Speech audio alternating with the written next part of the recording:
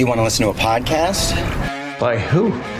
Georgia GOP Congressman Doug Collins. How is it? The greatest thing I have ever heard in my whole life. I could not believe my ears. In this house, wherever the rules are disregarded, chaos and mob rule. It has been said today, where is bravery? I'll tell you where bravery is found and courage is found. It's found in this minority who has lived through the last year of nothing but rules being broken, people being put down, questions not being answered. And this majority say, be damned with anything else. We're going to impeach and do whatever we want to do. Why? Because we won an election. I guarantee you, one day you'll be back in the minority and it ain't gonna be that fun. Hey everybody, it's Doug Collins. Welcome back to the podcast. In just a few minutes, James and I are going to have Friday's finest for you. We've got a lot to discuss. To come back to take a little bit of talk down memory lane, go into this opening weekend of baseball. It started yesterday. We got the first games going. Everybody can win a pennant. It's just that time of the year where everything just feels fresh. And, you know, spring is around the way. Baseball's in the air. I mean, you can smell the hot dogs and the beer all and the Cokes and everything all getting together, the pretzels all at the ballpark. This is all about spring in America. America's game, baseball, is back.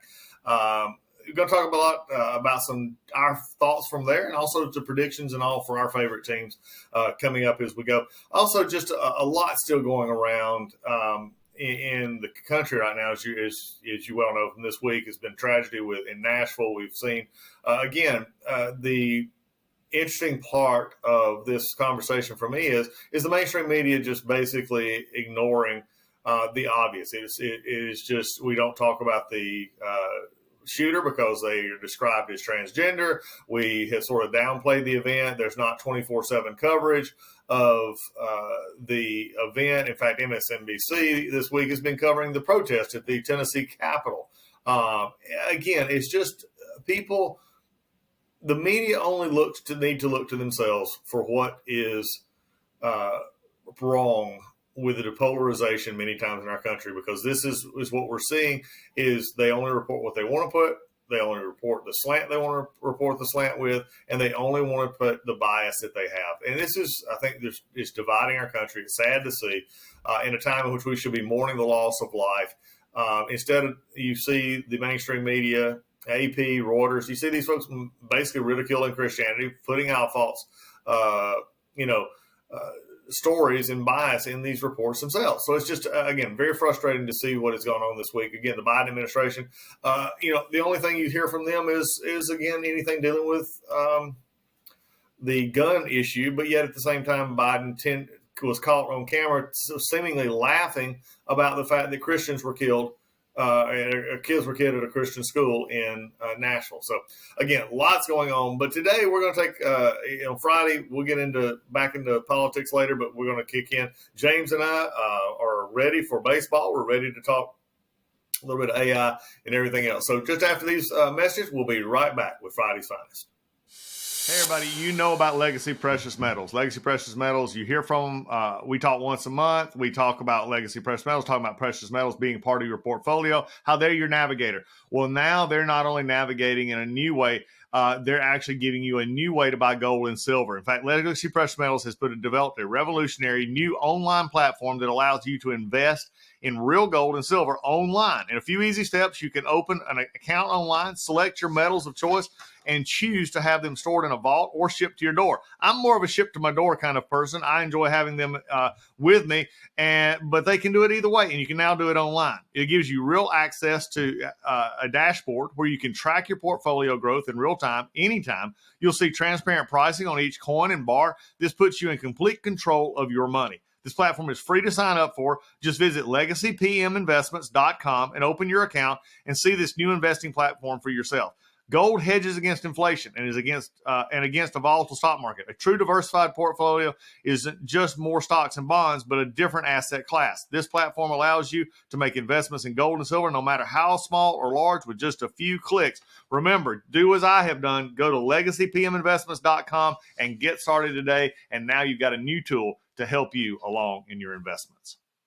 Hey folks, My Pillow is excited to bring to you their biggest bedding sale ever. For a limited time, you're going to get the Giza Dream bed sheets for as low as $29.98, a set of pillowcases for only $9.98, and rejuvenate your bed with a My Pillow mattress topper for as low as $99.99.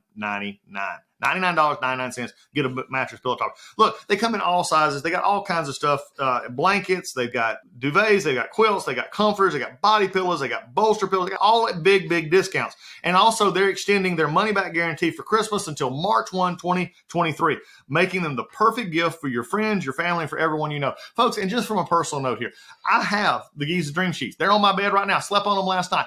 Some of the best sheets that we and Lisa and I have ever owned. They are worth, at this price, they're a steal. My wife and I have bought bed sheets, linens at much higher cost. It's supposedly much higher quality. These from My Pillow are at the highest of quality, and at a price like this, you can't beat it. So go now to mypillow.com, use promo code Collins, COLLINS, or call 1-800-986-3994, and you'll get huge discounts on all the My Pillow bedding products, including the Giza Dream bed sheets for as low as $29.98, and get all your shopping done while qualities last. And remember, put in that promo code Collins for these discounts. One of the best things about growing up in the South or wherever you may grow up, and it's something that universally unites us, and especially for young people playing baseball, young boys, softball, baseball. For me, it was baseball, getting that first glove, getting, the ball, going out and throwing, molding the glove the way you wanted it to fit around your hand, getting, putting it under the pillow, putting the oil, the glove oil under on the glove, getting it bent in, then putting it under your bed, get it to where it would, be real loose. You wanted it as loose as you could be. Those are all great memories of baseball. And today, as we talk about Friday's Finest, yesterday was the opening day of Major League Baseball. It is a lot of changes. We're going to talk about some of the changes in the rules. We're going to talk about the teams and just go over a lot of what's going on. So James, our Texan by way of New Jersey, and a Mets fan at that. Welcome back, James. It's time to let's dig into baseball today. I'm not sure I like the way you said a Mets fan at that, as if they're lesser than. No. That's funny. So I'm gonna guess you grew up a Braves fan. You better believe it. So Hank Aaron is like your guy. No, Hank Aaron was, he's amazing. But I grew up in the time. Here's the funny part about baseball in Atlanta. Okay, as opposed to, as you well know, and everybody on this podcast has heard and they see it sometimes in the background when I'm taping, I'm a Falcons fan because they, in Atlanta, basically the Falcons and the Braves came to Atlanta at the same time. The Falcons, however, are just the Falcons. And so I'm also very much of a Raiders fan and enjoy, watch football. When it comes to baseball, I've always been a Braves fan. I've watched other teams. I've sort of followed Detroit some. I followed others. But at the end of the day, Braves. I just came out of the Braves, and I remember a time, and this, James, would be far before your ability to watch sports. We had, and I wish this was back again because I am traveling this week at the end of this week trying to find some baseball in between some meetings, and nothing is on. I can't find a game. And used to. WTBS and WGN out of Chicago and Atlanta showed every one of the Atlanta Braves games and every one of the Cubs games back when they were awful. And, I just miss those days. And no matter how bad or good they've been, the Braves are great. Now everything's difficult, right? Like if you don't have, now they obviously with streaming and everything, things have changed dramatically, right? The viewing of baseball. Oh yeah. So for example, I don't know anybody in the company, but Yes Network holds Yankee fans hostage because they can't watch it anywhere else, and they're not on streaming. If you do not have cable, you do not get to watch the Yankees on television. That is a fact. Where others have changed, they go to Bally Sports and you can watch it on its own and blah blah blah. But then I just realized, Doug, that I'm forgetting that you also had the greatest pitching era. I know that people could say that. I believe it's the 70s. I'm not 100%. But with No, it Glavine, was. Smoltz, and Maddox, you live the dream of watching. I mean, we thought the Mets were going to have that, but it didn't even come close. But you lived that. I was a kid, but I was a little kid, but you lived it.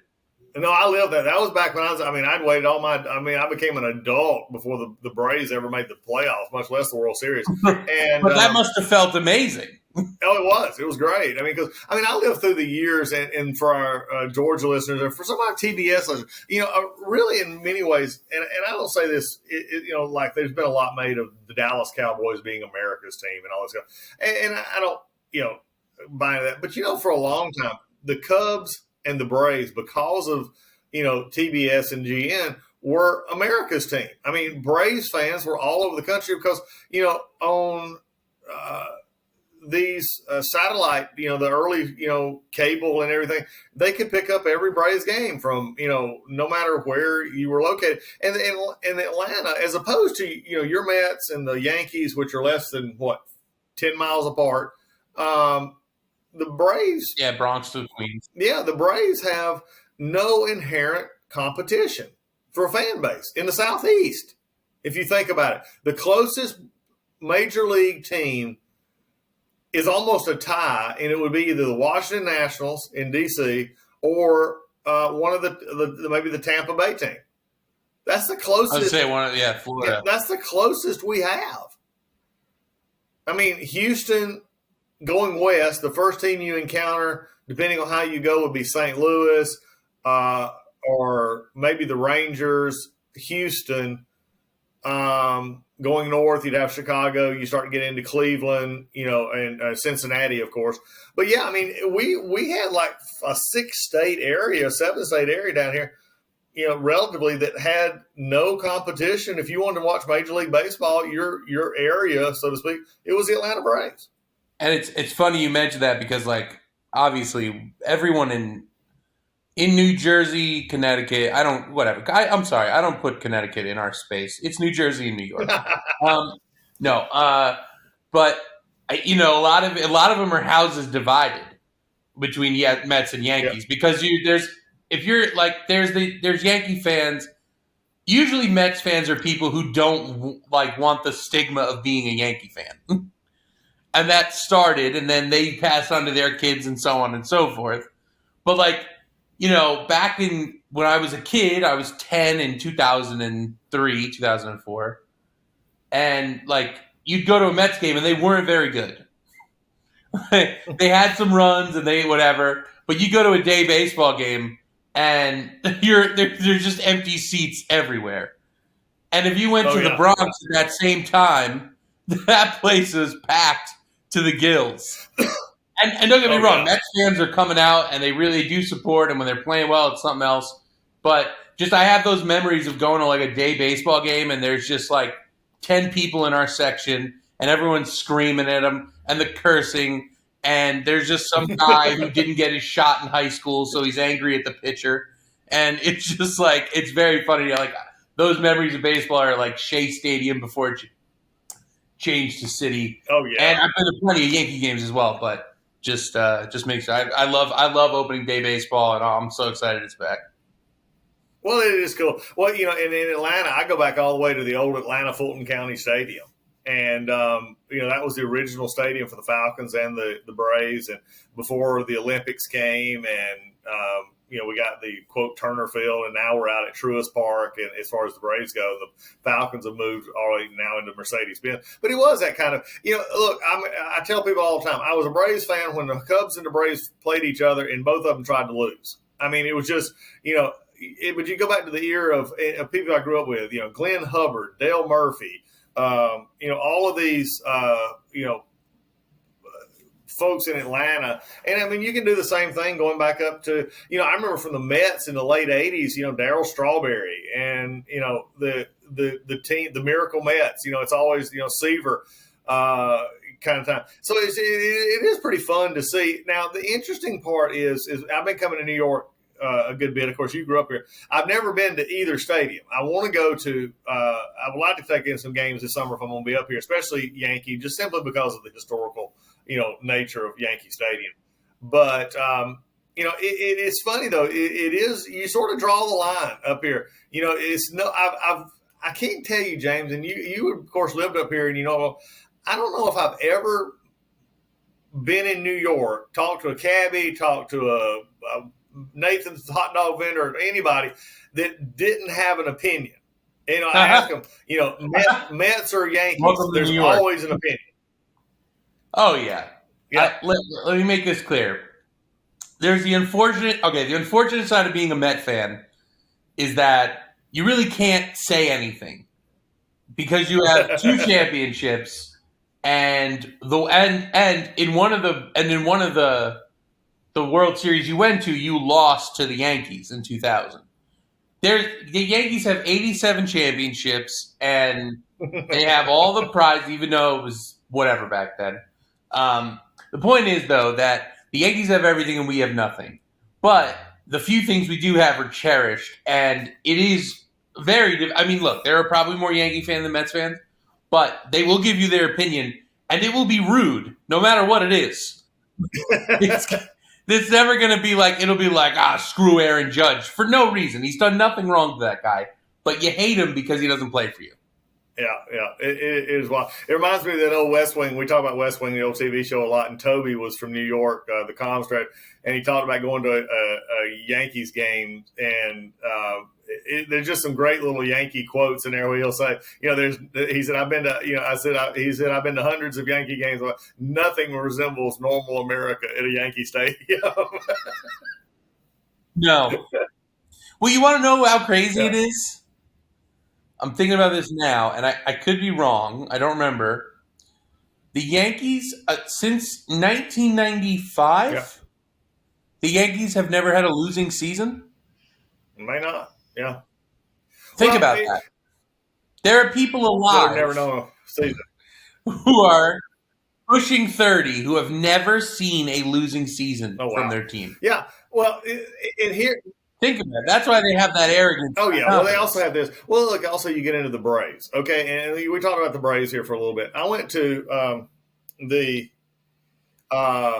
and yesterday was a great start for the Braves. They won. They beat Washington Nationals, which is always a good thing, as it goes. But, one of the things that with the Braves is very frustrating. The Braves have 2, World Series titles in the last little over 30 years. However, they have won the National League East in those 30 years approximately, and I'd have to go back and look at the numbers, but at least 20 times. And they get to the playoffs, and even with that vaunted Hall of Fame. I mean, you mentioned it early on, and I'll bring it back up. That was I don't think there's ever been another Hall of Fame pitching rotation like that one. Yeah, again, I think the only one that comes close is the 7. I think it's the 70. You know what? I'm going to get the date wrong, but it's the Orioles, and they're the only ones that even come close. Oh yeah. But Maddox, Glavine, Schmaltz. I mean, you had Avery. You had. I mean, it was just. When you go to when you hear baseball historians and all that talk about the team that should have won more championships, it is always the 90s Atlanta Braves. Yeah. I mean, it is talked about the most. Yeah, 7-8 years in a row, we win the pennant every year. We go to 3 World Series or something like that? 4 World Series, win 1. Again, just amazing. You won one though, and that must have been ridiculous. Oh, it was. The very first one was just, and then again, we waited 20 years almost 95? To win. 20 plus years to win the next one. So 95. Yeah, no, you did. Yeah, it is pretty wild as it goes. But talking about Braves, one of the things though that going up, and I'm an old sentimental kind of guy, especially the older I get. I've always said, I cry at store openings kind of thing. Oh wow, your store's opening, great. But baseball, Ray, it's baseball. The Field of Dreams, kind of. Feeling. I mean, it's just ingrained a little bit into our. It's in our psyche. It's the movie Field of Dreams has so many just great stories about how baseball is just sort of ingrained into our psyche. Yeah, I mean, unfortunately, the game has its like dips because it's harder for kids to want to play because it's a slow game. But like I have like I have the memory of hearing it on the and I know I'm not old enough where it was only on radio. Neither are you. But there's that idea that like my grandparents would be on their deck. We'd all be in the pool. We'd come out of the pool, sit down and have lunch, and the game would be on inside and on the radio, and you're just listening to the game, and like your uncles are losing their mind over a bad call or something like. And it's summertime and springtime, and like that's just what baseball encompasses. Oh yeah, it is. Well, and you just got so many memories of it. By the way, and as we're talking about, because the Braves picked up their first win yesterday. Also, the Yankees win. The Yankees win. The Yankees win. They beat San Francisco 5-0 yesterday. Great. Now we got to deal with those. So but hey, you got Scherzer this year. There's hope. I mean, you're starting in Miami, so everything that'll come a little bit later. Get those particulars. But I want to do something quick before we move on. Talking about, again, I love, the essence of baseball, but this will be something good for us to look at as we go through it, and that is predictions. In the American League East. Now, I have to tell you, the American League East, which is, of course, the Yankees have dominated forever. Yankees, Boston, Orioles, Tampa Bay, and Blue Jays. How could you really, truly continue to struggling to be a Orioles fan or a Blue Jays fan in the past 20 years in the National League and the American League East? I mean, really? Well, luckily the Orioles are turning it around. Yeah, they're turning it around dramatically, and the Blue Jays have had their moments, but it's not. It's literally the Yankees to lose. It's just a fact. Yeah, well, and most people are putting the Yankees, Blue Jays at the top of the list here. It looks like for first. And Tampa Bay Orioles, and then surprisingly the Red Sox. The lowly Red Sox. That's hard. That's a hard pill to swallow. Oh, I feel bad. You know what? Just being a New Yorker, I don't like the Red Sox. I don't. That has nothing to do with. That's just you're raised in New York and Jersey. Like, nah, you don't like Boston. Whatever it is, you don't like. It ain't Boston. We don't go to play that Boston. We don't need Boston. Yeah. Boston. We don't. Yeah, you hear Boston, you throw on your New York accent, and you're like, if they come here, we're not fight them as much. Get out of here. What was you? Hey, speaking of New York accents, while we're just sitting here shooting the bullets as we talk about baseball, what is it? Have you seen? And this is our momentary for those listening to the Doug Collins podcast. This is our time we veer off on Friday's Finest to whatever I'm thinking about, and that is: have you caught the Tulsa King? The new Sylvester Stallone thing. You know what? I watched it. All right. This is gonna again. We're veering off track here for a moment. Yeah, but we do that. Sylvester Stallone annoys me to no end, and I hate. This is sacrilegious as an Italian. No! I hate the movie Rocky. Oh, now okay. Well, and thank you everybody for joining the Doug Collins podcast today. We were having technical difficulties on the other end. Rocky is a garbage movie. Let me get this off. Rocky is about a really, really, really dumb Italian guy who dates his best friend's sister, which is always off the table.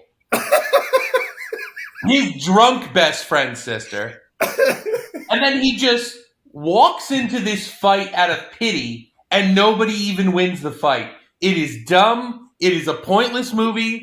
It's a guy running on the street. There are a million Rockies out there that don't get their shot, and I'm supposed to feel love for this guy. No.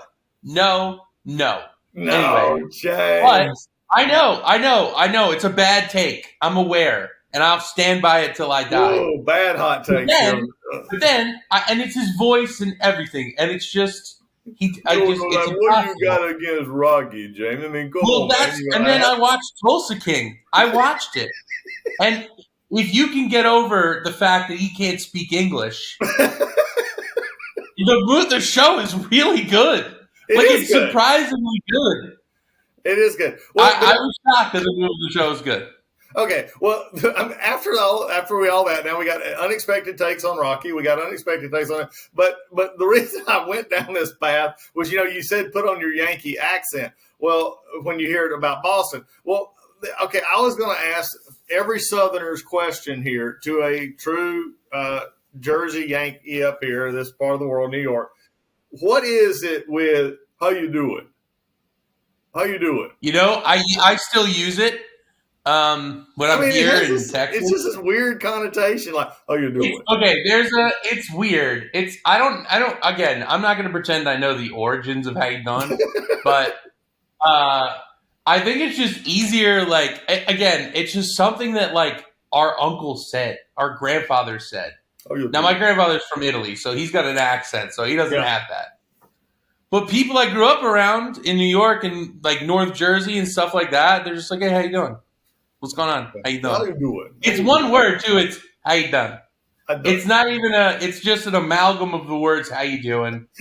It's weird, I guess, but like I don't use it too often. I try not to because I think I sound like, in the great words of my of Italians, a gavone. But yeah, it's weird. It's how you doing, and everyone will say it to you. Like it's easier to say that. I I guess it'd be similar to y'all. Yeah. If you're gonna pick a word from the South. Yeah. So anyway, but when you said that, that made me think of Tulsa King. By the way, folks, so Tulsa King Paramount Plus, worth a watch. First season, I've watched the first season. Really want to see the second season. It was actually pretty good. Yeah, I was surprised because I don't trust a lot of shows. They're all not. People are putting out bad shows, but I was like, all right, let's see what this is, and I got hooked on like the first episode. Yeah, it was really good. Yeah, it was really Even good. with him not being able to say a single word. If this somehow reached him, I hope he would be mad. It drives me so insane, and it's not his fault. Like obviously people love him. Yeah, and next week on the Doug Collins podcast, Sylvester Stallone comes on, and yeah. Listen, I've been in an interview with his brother Frank Stallone, and I was like, he's just like the only way to describe Frank Stallone is like a Costco brand Sylvester Stallone. That's the only way to describe it. We're on a roll today. I love it. All right, speaking of rolls, let's roll back into the American League Central. Twins, Guardians, White Sox, Royals, Tigers. Who do they have at the top? They got the Twins and Guardians. Please stop having faith in the Twins. The city of Minnesota, the fact that they have faith at all is the city of Minneapolis. Sorry, the state of Minnesota. City of Minneapolis having faith in it's crazy. The Vikings let them down every year. The Twins let them down every year. The Wolves shouldn't even be mentioned in that category, but they let them down every year. I don't know how people do it up there. You live in the cold like that, and you're disappointed all year? Yep. I have you a funny on this one. I'm looking up. Went through a lot of predictions, and I'm using one right now just to get the things on CBS. The predictors on CBS on the Central here, if it hadn't have been for one person, they would all picked, and I'm going to confirm this real quick. One person picked Detroit to finish fourth, Kansas City to finish fifth. Otherwise, they had it completely. White Sox, Royals, Tigers, third, fourth, and fifth. White Sox, Royals, Tigers. That's sort of a weak division there. Of course, American League West, Houston. I think that's pretty much a given. Athletics to be last. All right, National League East. It's easy. It's the Mets. It's not debatable. Yeah. The Mets are picked by 4 of the 6. The Braves, 2 of the 6. Braves, second, Mets. Philly is only a few of them are picking the Phillies to actually bust out, although some think the Phillies can. Marlins and Nationals, not there. Cardinals. Got the Marlins. Yeah, Marlins. Central, Cardinals, Brewers, Cincinnati Reds. Is it just, imagine this. The Pirates and the Reds are both in the bottom part of the division. That's just hard to believe. From the years the Pirates and the Reds being the mighty teams with the Pirates and the Reds. And it's not even that far. Like when the Pirates had Andrew McCutchen, and they had that run for like 5 years where they were just always in the playoffs, and they were fun, and they were always like they always felt like a darling. Maybe because Andrew McCutchen was kind of that guy, but the division that is stacked is the National League West. San Diego, LA. I mean, now most are picking San Diego to win it this year, though. San Diego's picked up a lot of. That sounds like fatigue of the Dodgers, but yeah, everybody's sort of playing that one off, and it's going to be interesting to see how that goes. But anyway, baseball is back. We're excited about the baseball. Scherzer, the Mets. One thing I got to give your owner of the Mets, he's willing to spend money.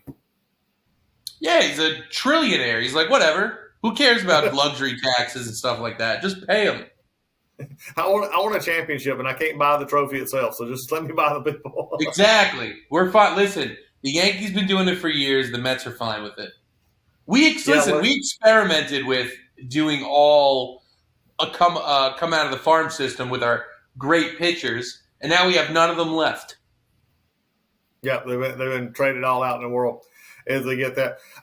Before we get going today, though, and baseball, we'll keep up with baseball as we go along this year. It's always, but again, opening day, I can still smell the grass. I can still smell, the baseball, a new glove. Getting a new glove. It's just those are just great times, and especially. And again, this is where I'll delineate myself from your generation and others. No matter, most people, parents do the best they can. But, back in my day, getting a baseball bat, a glove, or a bat, that was like, that was a big deal. Oh, yeah. For sure. It was, you remember those things. And I've still got my glove and picking up, throwing with my dad. If you ever want to when you get older, even if you're younger, you want to have a good cry, just watch Field of Dreams, Yes. Absolutely. There were two things my dad always tried to play like with us whenever we could, but when the two most important things I got to buy every year were my baseball glove when I was a little kid because I had to stop playing when I was like 11. But I had my basketball shoes were my other most important because that meant everything.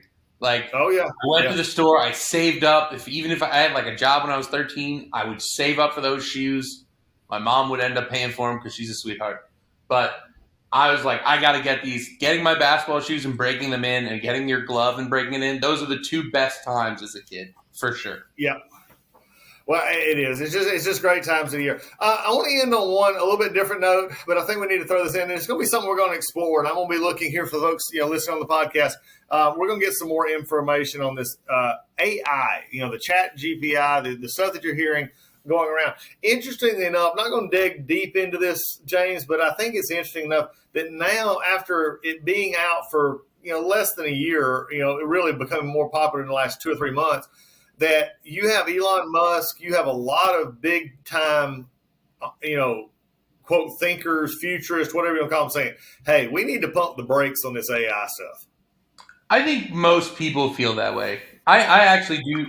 I think whether you're this is one of those topics where whether you're right or left, you both kind of feel like, okay, this is a little terrifying. Like one of the AIs, there was something, I don't remember what I was watching, but they were basically saying like the AI started not to have feelings because it doesn't, but like it had an emotional response and it was figuring it out. And that's obviously the point, but also terrifying. Well, it is. It is. We're already having, in my mind, we go into these mass shooters, and typically they're loners. They have issues, and we have the high. It is just amazing to me that in 30 years we go from, kids being kids, we'll just call it that, to where now every kid has a mental issue, or has a issue that is now blamed on something else, whether it be society, whether it be, pharmaceuticals, or whether it be everything else. And now you're putting, we have our phones, which, I think some kids actually seem like they date their phones. I mean, they're on them so much, and through social media and through everything else. And now you're going to have something that you could talk to. Yeah, it's a little terrifying. That is a little terrifying. I will say though, I did try to write a cover letter with ChatGPT, and when I sent it to one of my friends who works at a big company, I said, "Do you like this cover letter?" He goes, "Wow, this is perfect." I said, "I didn't write it." They literally, it's what he does. They go over cover letter. He was literally like, "This is one of the best cover letters I've ever read in my life," and I did not write it. It's crazy. Yeah. Oh, yeah, my son. Yeah, Bo, as people know on the podcast, Bo, they know my boys. Bo, who works in digital and he does a lot of stuff. They were playing with it, and you can write stuff like here it is. If there's enough information, it would be write a script for Doug and James for Friday's Finest in the style of Doug and James, and 3 seconds later, it's writing stuff out. He was playing with that, like using Congressman Doug Collins, it was responding to based off this podcast, write about it. Yeah, they don't have. They could do that in a heartbeat. I mean, it's just amazing. And he really did something. He said, "Dad, it's scary how this thing just actually learns." It is interesting too, though, in the bias that you saw in the early parts of it. It would say, write something good about the Biden presidency, and it write a page and a half. Write something good about the Trump president, and it doesn't write anything. There's a lot left to go on this thing. Oh boy, what a world! It is pretty amazing. All right. Well, between baseball and artificial intelligence, the one good thing, and putting these on the opposite ends, is one thing is and we should just know that when you have artificial intelligence, things that we don't understand, it's always good to go back to baseball. And that is what we had today. Baseball's opening up. We'll be talking about it as the year goes along. But for that, we're out of here. James, say goodbye. Take it easy, everybody. See you next time on the Doug Collins Podcast.